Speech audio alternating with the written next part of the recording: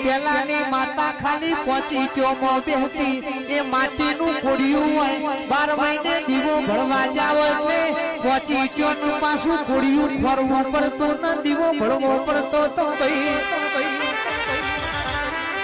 અને અત્યારે તો ત્રણ મારના મંદિર બની ગયો આરસ પારનું મંદિર બની ગયું હોજ હવાલે દીવા બળતા હોય ધૂપના ધુમાડા થતા હોય ને પાછા હોજ બેઠક કરીને માતા મઠમાં સકતો ગમે તરતી અલ્યા માતા ચોય ગમે તર નહીં જતી રી તમે મોનવીની મતી બદલી નોખી પેલા હોમા હોમી ગોમનો ઝઘડો થતો પણ માતાને વચ્ચી નતા લાવતા લ્યા